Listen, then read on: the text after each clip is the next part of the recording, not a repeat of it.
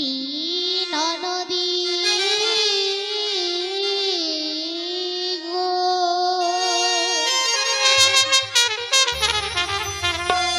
শুনিয়ে দিদি তোর পুত্রের ব্যবহার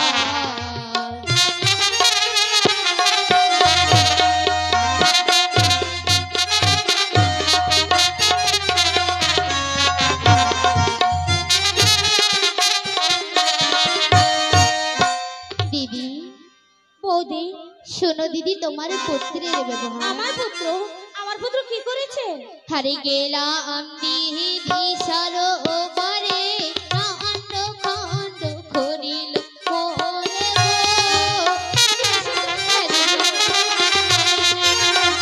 গেলাম দিদি সরোবরে কাণ্ড কাণ্ড করিল মনে গো দিদি গো এই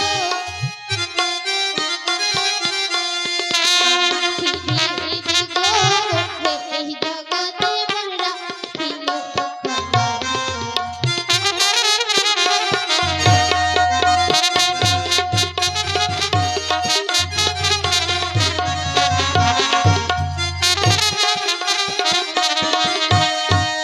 গেলাম দিদি সরোবরে নান্ড খণ্ড করিল মোরে দিদি গো এই জগতে মোরে রাখিল কলঙ্ক দিদি চুপ করো বৌদি। বাহ, এই কথা নিয়ে আমার বাড়িতে এসেছে কেন বৌদি? লজ্জা হলো না? আমার ছেলে এই কাজ করতেই পারে না। এবারে তোরে কইরাছে হে বল করিস না শিশুর চলে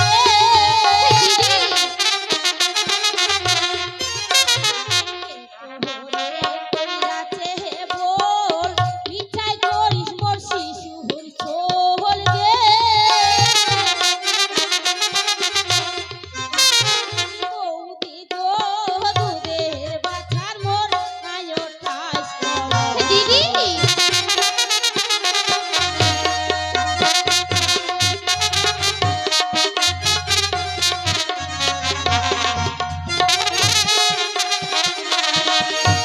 বৌদি কে তোমারই করেছে বল?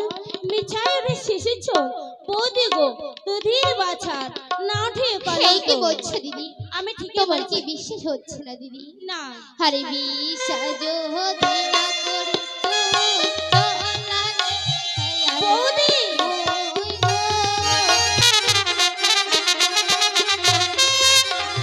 বিশ্বাস যদি না করিস চলা রে খায়ানো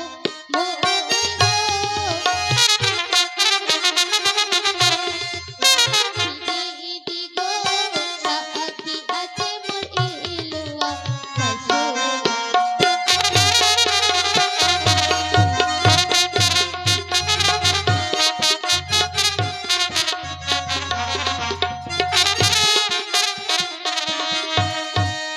বিশ্বাস যদি না করিস তুই চল না দেখে আনমই দিদি গো সাক্ষী আছে আমার এলো আকাশ বৌদি আমি বিশ্বাস করেছি। বল আমার ছেলে তোর কি ক্ষতি করেছে? বেশ হারে গেলাম দিদি সরোবরে কলসা ভাঙিল মোরে গো দিদি গো জোর করি আজ বিপরীত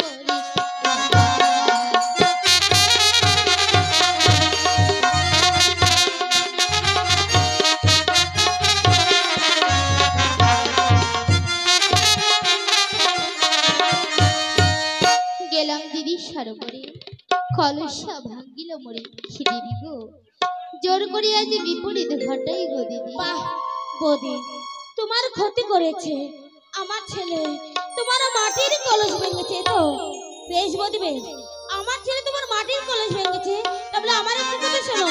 এবারে ভাঙিল বৌদি তোর মাটির কলস লইয়া যাও মোর পিতলের কলস দিদি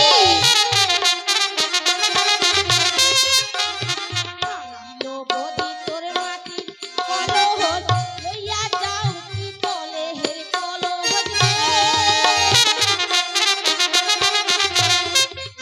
কি বৌদি গো দেহে বাহাত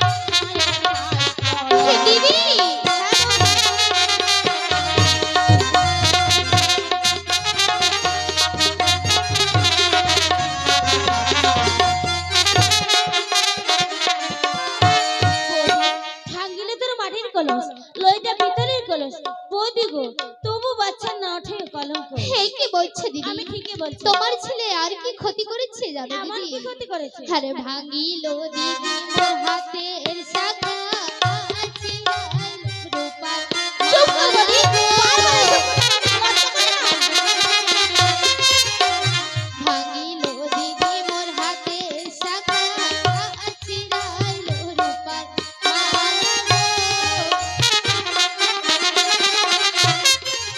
দিদি দিদি গো হে জগতের মোরা ছিল কলঙ্ক।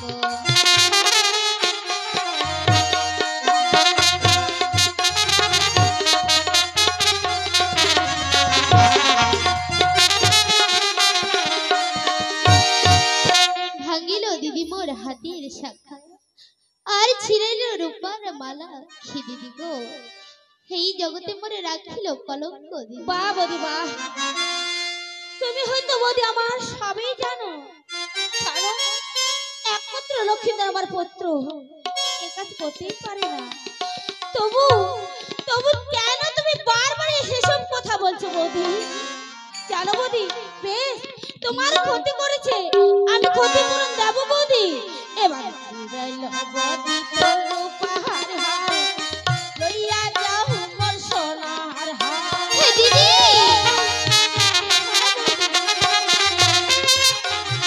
চিরাইলো বৌদি তোর পাহাড় হার, লইয়া যাও মোর সোনার হার।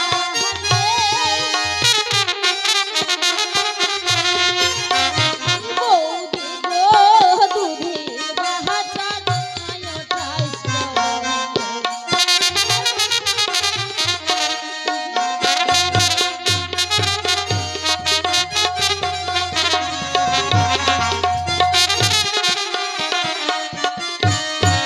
বৌদি এবার ছেড়ে নিতে রূপার হার, লয়ে যা আমার কাছ থেকে সোনার হার। কিন্তু বৌদি দিদি।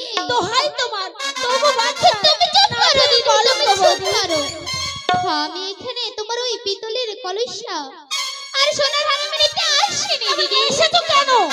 ক্ষতিপূরণ করে ক্ষতি করেছে, তোমার ক্ষতিপূরণ নিতেও চাইছো না, কেন এসেছো বৌদি? দিদি, আমি এখানে এসেছি না একমাত্র এই সংবাদটি জানাতে।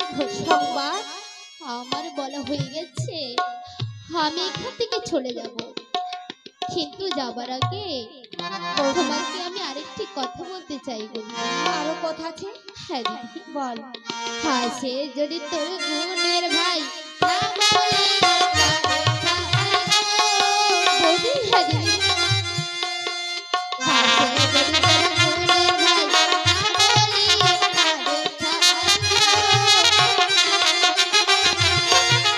দিদি গো না রাখিবে পূর্ণ কাল।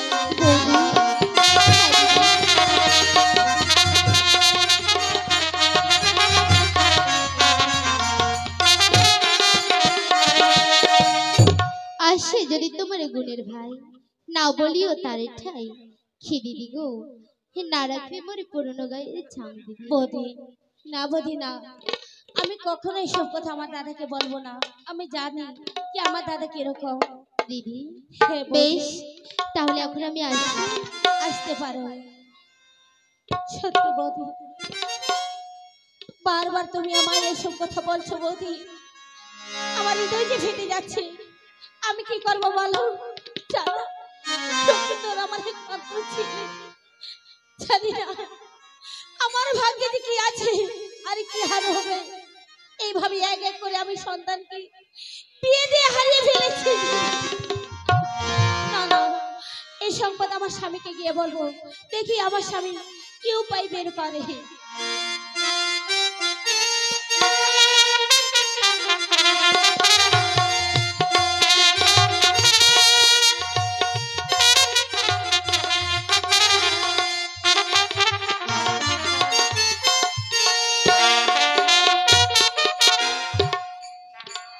ছয় পুত্রকে হারিয়ে সপুত্রের এক পুত্র পেয়েছি, তার নাম রেখেছি আমি লক্ষিন্দর।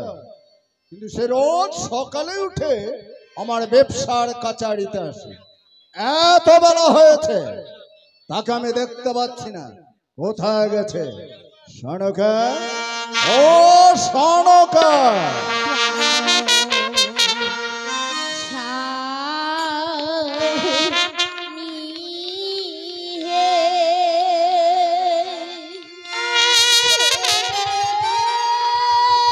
সনকার কণ্ঠ।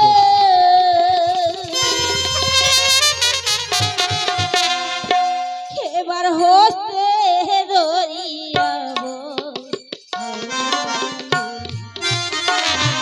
বহুতেরই অপরাধ, স্বামী গো ক্ষমা করো আমার। সনকা, কি হয়েছে?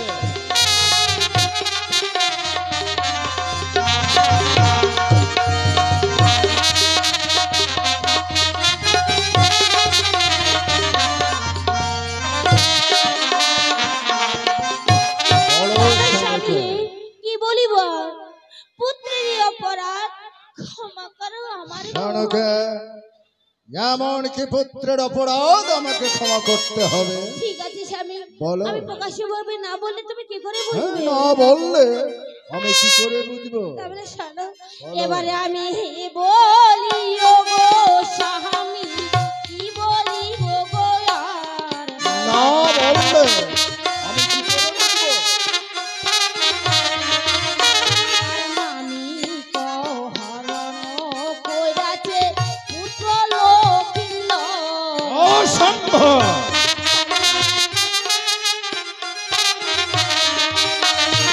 আমি বলি ও গো স্বামী, কি বলিব গো আর।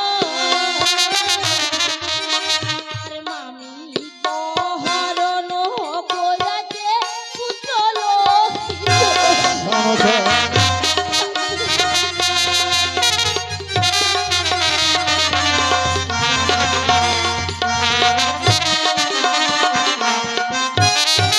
বলি, ও গো স্বামী, কি বলিব আর। এবারে মামিকে হরণ করেছে পুত্র লোকিল। সনকা, স্বামী, এ কথা আমার যে বিশ্বাস হচ্ছে না, কারণ আমার প্রিয় পুত্র লক্ষিন্দর এ কাজ করতে পারে না।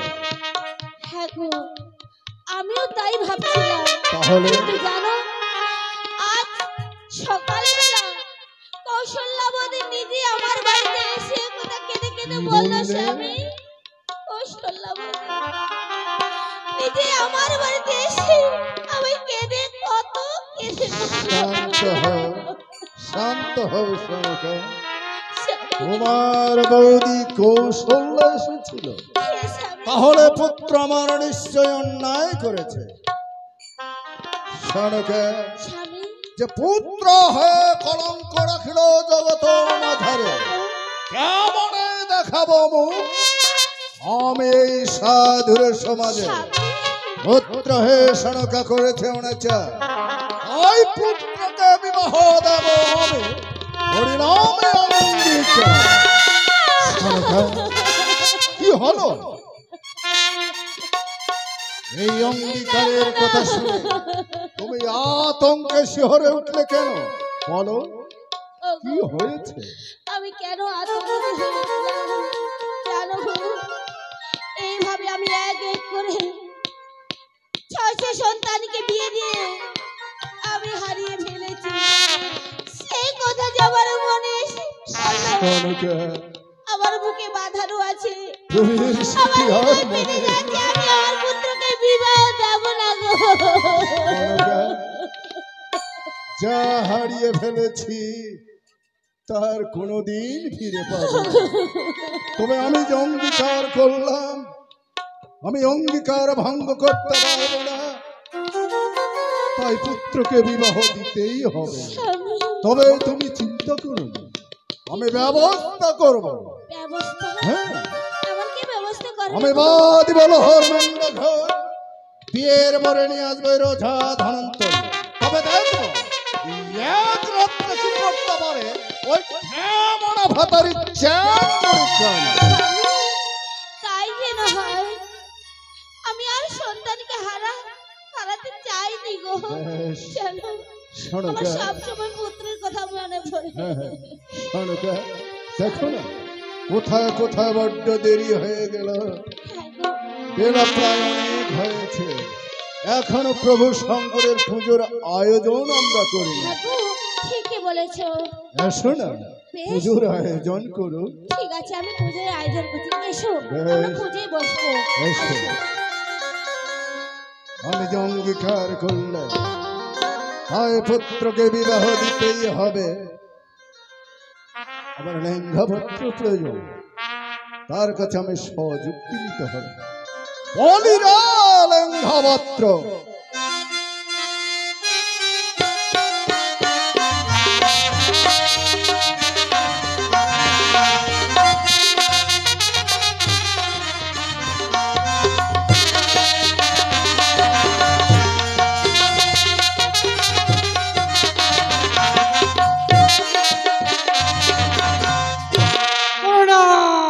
সদাগর মশাই, কেনে ডাকিলেন?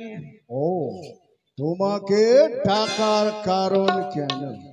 লেঙ্গাপত্র, আজ ডাকার কাজ আছে বলেই আমি তোমাকে ডেকেছি। কি কাজ আছে? আমি এক কাজ করা মনস্থ করেছি। কি কাজ সদাগর মশাই? যে পুত্র হয়ে কলঙ্ক রাখিল জগত মাঝারে, কেমনে দেখাবো মুখ আমি এই সাধুর সমাজে। এমন কি কাজ করেছে ওই পুত্র হয়ে লেঙ্গাপত্র করে আছে অনেচা, ওই পুত্রকে বিবাহ দেব আমি করিয়াছি অঙ্গীকার। হাসছো যে? সদাগর মশাই, বলো। পুত্রকে বিয়ে দিবেন, এ তো আনন্দ সংবাদ। কারণ বিয়ে না গেলে খাওয়া দাওয়া এদেল ফেদেল। আমি বলছিলাম সদাগর মশাই, বিয়েটা পরে হবে, আগে খাওয়া দাওয়াটা হয়ে যাক। খাওয়া দাওয়া? লেঙ্গাপত্র, আরে আগে বিয়ে, বিয়ের পরে খাওয়া দাওয়া। আগে বিয়ে তারপর খাওয়া দাওয়া? আমি মনে করেছিলাম যে আগে খাওয়া দাওয়াটা পরে। তবে শোনো, পুত্রের জন্য কোথায় পাত্রী পাবো এবং কিরূপ পাত্রী দিয়ে আমার পুত্রকে আমি বিবাহ দেব। কিরূপ পাত্রী দিয়ে বিবাহ দিলে পুত্র সুখে সংসারে বসবাস করতে পারে? শুনুন সদাগর মশাই, বলো। শাস্ত্রে লেখা আছে পুরুষ হচ্ছে 4 প্রকার, নারী হচ্ছে 4 প্রকার। ও, মানে আমাদের প্রজ্ঞা পুরুষেরা এবং মহামণি ঋষিরা এই নারী এবং পুরুষ 4 ভাগে বিভক্ত করেছে। বেশ, তবে 4 জাতির নারীর নাম কি? ও 4 জাতের নারীর নাম বলতে হবে। তাহলে শুনেন সদাগর মশাই, 4 জাতের নারীর নাম হলো শঙ্খনী আর হস্তনী আর চিন্তিনী আর পদ্মিনী। এসব 4 জাতির নাম। তবে 4 জাতি নারীর মধ্যে কোন নারীর কি প্রমাণ আছে? তার মানে কিভাবে চেনা যাবে? সবাই তো দেখতে একই। কোনটা হস্তনী আর কোনটা চিন্তিনী আর কোনটা পদ্মিনী, কি করে চেনা যাবে? কি করে চেনানো যাবে? দেখুন সদাগর মশাই, খাওয়া দাওয়া, চলন চরিত্র, ব্যবহার দেখেও চিনা। তুমি বলতে পারবে? অল্প করে বলতে পারবে। তবে বলো। তাহলে আগে কোনটা বলবো? আমার ইচ্ছে। আগে তাহলে হস্তনীটাই বলি। ঠিক আছে। হস্তনী নারী হলো হস্তের জাত, আর পর পুরুষের ধরে হাত। তাই নাকি? সন্তান যদি কাঁধে কাছে, সন্তানের দে পাছায় লাগে। আরে এটা তো ভালো না। ভালো নয় এটা? না না। তাহলে কোনটা এবার? তারপরে শঙ্খনী নারীর ব্যবহার। তাহলে শঙ্খনীটা এবার শুনুন। শঙ্খনী মা রান্না করে, স্বামীর আগেই সে নিজেই খাওয়া করে। তাই নাকি? তার গৃহ লক্ষ্মী সদাগর মশাই ছাড়ে দিনে তিনি। এটাও তো ভালো নয়। এটাও ভালো নয়। এবার পদ্মনী নারীর ব্যবহার তাহলে এবার পদ্মনীটা শুনুন। বলো। পদ্মনী মা মন সাগর, পরের দুঃখে নিজে হয় কাতর। খাওয়ার সময় কোনো অতিথি যদি আসে, হ্যাঁ হ্যাঁ, নিজের অন্ন পরকে করে ভিক্ষা ও দাও। না খেয়ে দান করে ফেলে। বাবা, শুনে বড় ভালো লাগলো। আর এবারে চিন্তিনী নারীর ব্যবহার। তাহলে এবার চিন্তিনীটা শুনুন। চিন্তিনী মা চিন্তা করে, স্বামীর পদে ভক্তি করে। বাবা, তার গৃহ লক্ষ্মী সদাগর মশাই বারে দিনে দিনে সে সংসার সুখী হয় সারাটি জীব। বাবা, পদ্মনী না হয় চিন্তিনী। চিন্তিনী, বেশ, এই দুটার মনে একটা। এই দুই জাতি নারীর মধ্যে আমি এক নারী দিয়ে আমার পুত্রের বিবাহ দেব। দিতে হবে। তবে তার আগে তোমার এক কাজ আছে। আরো কাজ? কি কাজ? যে লেঙ্গাপত্র আমি তোমাকে জানাই, ওই কর্মকারের বাড়ি থেকে কিছু নিয়ে এসো লোহার কোলা। লোহার কালাই? হ্যাঁ, লোহার কোলা। আর লোহার কালাই লাভে কি করবেন? এত সব কালাই থাকতে লোহার কালাই, লোহার কালাইলা কি করবেন? গুটি খেলাবেন? ও, তুমি বুঝলে না যে লোহার কোলাই এনে কি কি হবে? হবে? আরে আমি যে পুত্রবধূ বরণ করতে যাব, হ্যাঁ, তাই আমি লোহার কোলাই দিয়ে পরীক্ষা করে নেব লোহার কালাই পরীক্ষা কি করে করবেন? যে 3 মুষ্টি চন্দন কাষ্ঠ দিয়ে যে কন্যাই লোহার গড়িকে সিদ্ধ করবে, সেই কন্যাকে আমি পুত্রবধূ বরণ করব। তোমরাও বেটাক বেহা দিবেন আর আমরাও দই চূড়া খাম। আরে কেন? কারণ লোহার কালাই সিজাবায় পারবে না, তোমরা বেটাক বেহাই দিবেন না, আমরা বসিয়ে এনে দই চূড়ায় খাবো। লেঙ্গাবাদ। এই যে কিবার গ্রামের মায়াল আছে, এখানে কি গ্রাম কয় গে?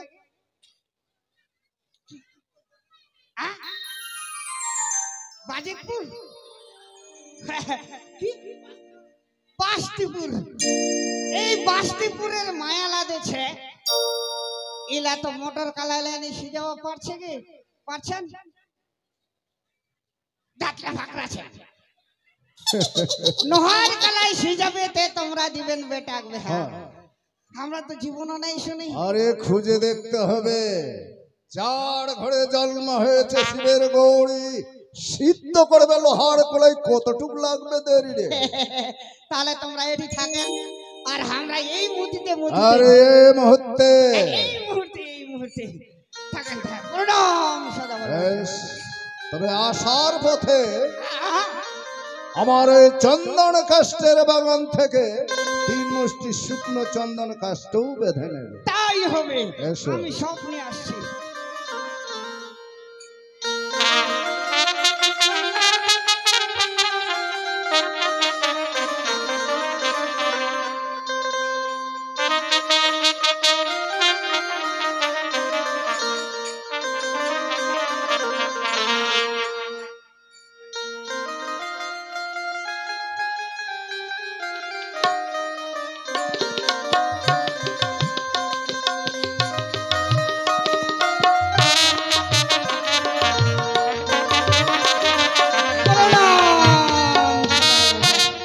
সব জিনিসপত্র গুছিয়ে নিয়েছে? সব জিনিসপত্র গুছিয়ে নিয়েছি এই ব্যাগের ভিতরে। কিন্তু লেঙ্গাপত্র, আও, আও। প্রথমে যে আমরা কন্যা দর্শনে যাত্রা নেব, তবে কোন দিকেই যাত্রা নিলে ভালো হয়? তার মানে কোন দিকে যাত্রা করলে ভালো হয়? হ্যাঁ হ্যাঁ।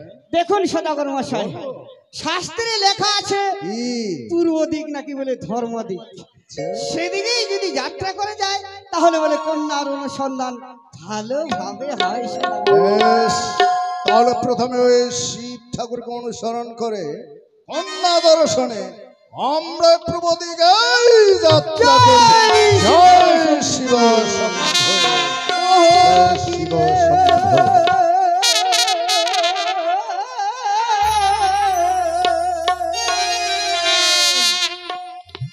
জল সাধু কই নাহা দেখিবারে হায়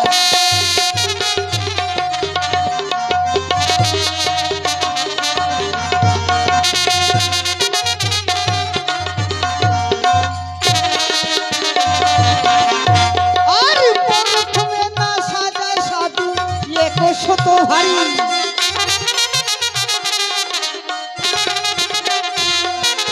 প্রথমে না সাজায় সাধু শত ভারী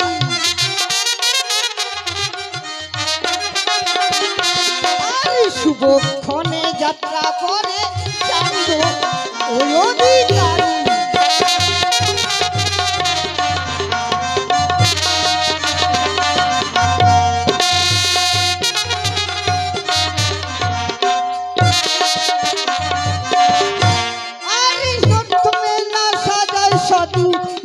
শত ভারী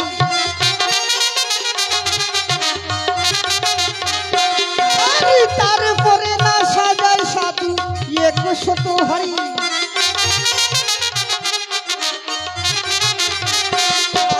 শুভক্ষণে যাত্রা করে চান্দ ওই অধিকারী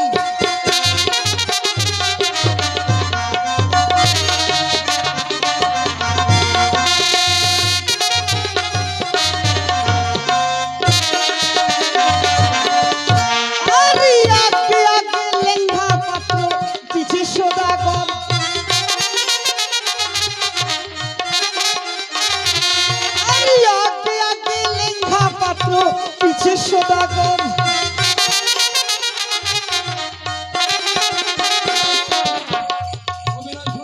আমাদের হরি পূজা কমিটি থেকে 10টি টাকা দান করেছে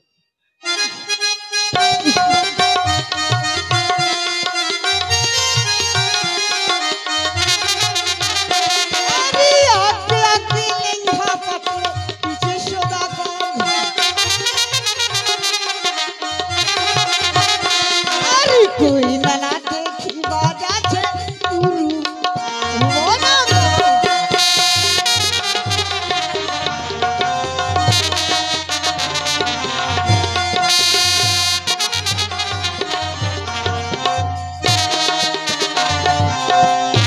আরে পূর্বনগরে আছে শঙ্খবাণীর ঘর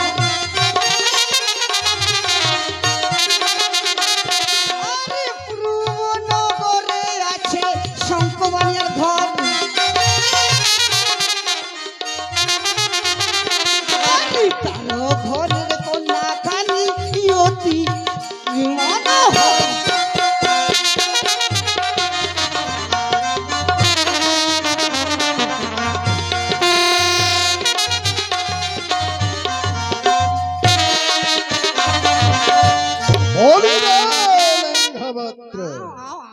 এটা আবার কোন বণিকের বাড়ি? ও এইটা দাদা লাংটা, এটা হচ্ছে শঙ্খ বণিকের বাড়ি। শঙ্খ